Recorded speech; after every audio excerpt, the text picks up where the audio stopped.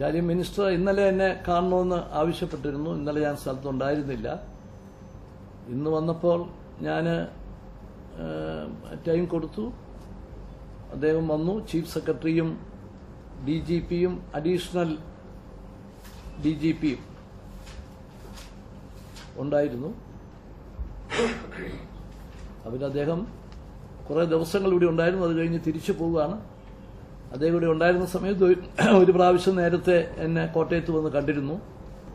അപ്പോൾ അതുമായിട്ട് ബന്ധപ്പെട്ട പൊതുവായിട്ടൊരു നന്ദിയൊക്കെ പറഞ്ഞിട്ട് പോയി. കോടതിയിൽ അവരൊരു ആവശ്യം ഉന്നയിച്ചിരുന്നു. കോടതി അങ്ങനെയൊരു ഡയറക്ഷൻ കൊടുത്തിട്ടുണ്ട്. DGPയും ADGPയും കൂടി എഗ്രി ചെയ്യുകയാണെങ്കിൽ പുറത്തെവിടെയെങ്കിലും എന്നുള്ളത്. അതിനെക്കുറിച്ച് അവര് ഇതുവരെ ഒരു തീരുമാനം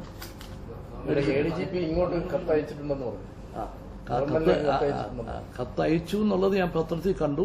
അയച്ചിട്ടുണ്ടെന്ന് അദ്ദേഹം പറഞ്ഞു. പക്ഷെ അത് എനിക്ക് കിട്ടിയിട്ടില്ല.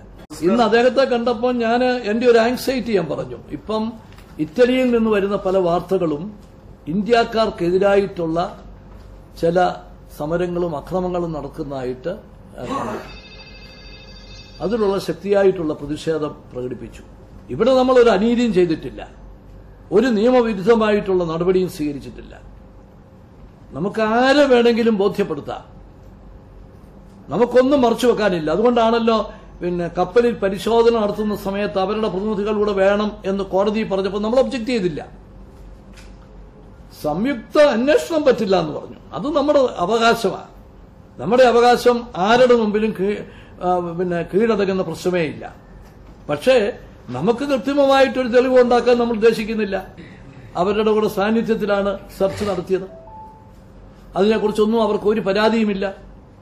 പക്ഷെ ഇന്ന് ഇന്ത്യൻ റെസ്റ്റോറന്റുകൾക്ക് നേരെ അക്രമം നടക്കുന്നു. ഇന്ത്യയിലെ പല റെസ്റ്റോറന്റുകളും അപകടമുണ്ടാകുമെന്ന് പറഞ്ഞ് അവർ പൂട്ടിക്കുന്നു. ഇത് ഒരിക്കലും ശരിയായ രീതിയുള്ള അല്ല എന്ന് ഞാൻ അദ്ദേഹത്തോട് പറഞ്ഞു. അദ്ദേഹം പറഞ്ഞു, ഞങ്ങൾ 60 മില്യൺ ജനങ്ങളുള്ള രാജ്യമാണ്. ഏതാണ്ട് 100ഓളം പേരാണ് ഈ പ്രതിഷേധ പ്രകടനങ്ങളിലൊക്കെ പങ്കെടുത്തത്. അത് രാജ്യത്തിന്റെ ഒരു ഇതായിട്ട് കാണരുത് എന്ന് അദ്ദേഹം പറഞ്ഞു. പക്ഷെ നമുക്കുള്ള ശക്തമായിട്ടുള്ള പ്രതിഷേധം അറിയിച്ചു.